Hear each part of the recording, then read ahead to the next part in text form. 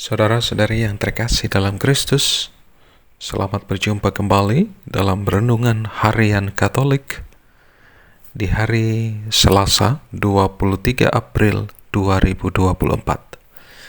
Pada hari ini kita akan bersama-sama mendengarkan dan merenungkan firman Tuhan dari Injil Yohanes bab 10 ayat 22 sampai 30. Dalam nama Bapa dan Putra dan Roh Kudus. Amin. Tuhan bersamamu dan bersama rohmu.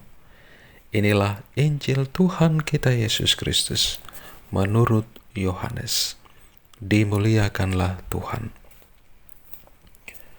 Pada hari raya pentabisan Bait Allah di Yerusalem, ketika itu musim dingin, Yesus berjalan-jalan di Bait Allah, di Serambi Salomo, dan orang-orang Yahudi mengelilingi dia dan berkata kepadanya, "Berapa lama lagi engkau membiarkan kami hidup dalam kebimbangan? Jika engkau Mesias, katakanlah terus terang kepada kami." Yesus menjawab mereka, "Aku telah mengatakannya kepada kamu, tetapi kamu tidak percaya. Pekerjaan-pekerjaan yang kulakukan dalam nama Bapa-Ku, itulah yang memberi kesaksian tentang Aku. Tetapi kamu tidak percaya, karena kamu tidak termasuk domba-dombaku. Domba-dombaku mendengarkan suaraku, dan aku mengenal mereka, dan mereka mengikut aku. Aku memberikan hidup yang kekal kepada mereka, dan mereka pasti tidak akan binasa sampai selama-lamanya. Dan seorang pun tidak akan merebut mereka dari tanganku. Bapa-Ku yang memberikan mereka kepadaku lebih besar daripada siapapun, dan seorang pun tidak dapat merebut mereka dari tangan Bapa. Aku dan Bapa adalah satu." Demikianlah Injil Tuhan. Terpujilah Kristus. Saudara-saudariku yang terkasih dalam Kristus,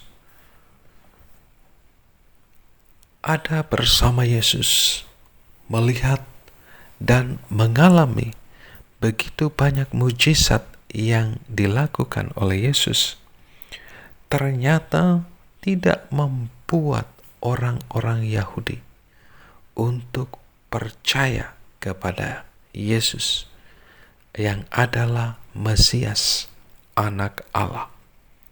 Mereka tetap mempertanyakan identitas Yesus. Mereka mempertanyakan karena mereka secara pribadi juga memiliki kepentingan sendiri akan kehadiran Yesus. Yesus dipahami hanya sebatas sebagai seorang pemimpin yang akan tampil membebaskan mereka dari penjajahan Romawi.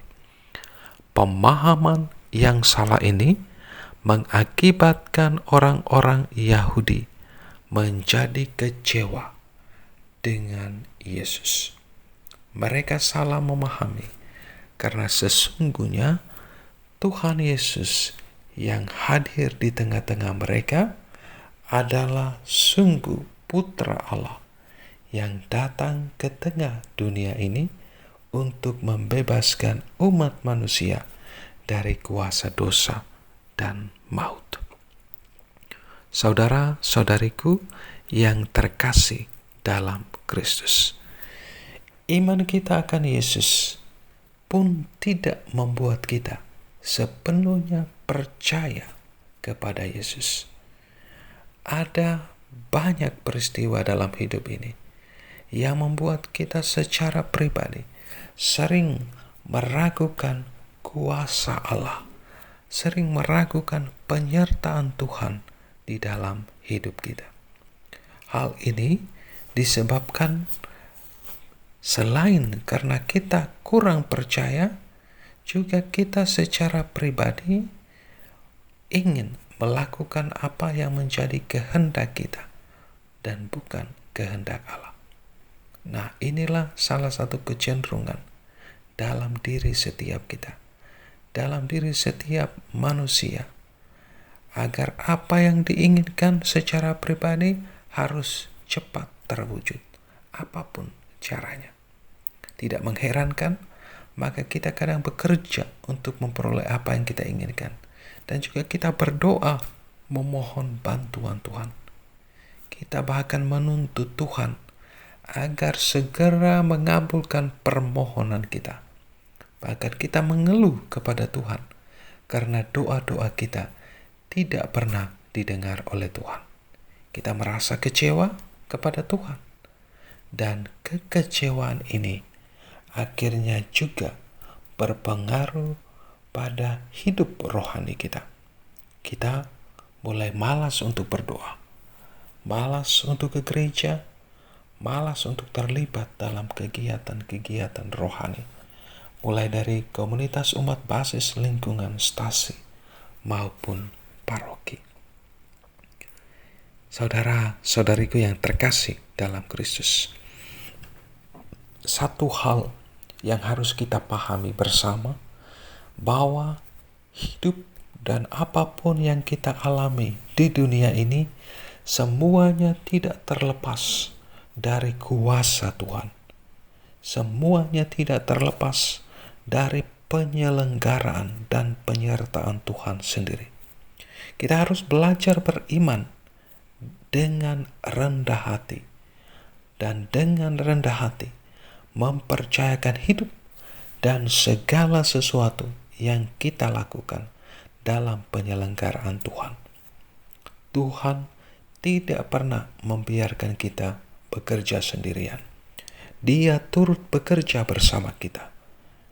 Kita tahu sekarang bahwa Allah turut bekerja untuk mendatangkan kebaikan bagi setiap orang yang percaya kepadanya. Saudara-saudariku yang terkasih dalam Kristus, mari kita terus belajar beriman. Terus belajar untuk mempercayakan hidup kita, apapun yang kita lakukan, apapun yang kita alami dalam hidup ini, dalam kuasa dan penyelenggaraan Tuhan sendiri. Kita yakin dan percaya Tuhan selalu dan senantiasa beserta kita.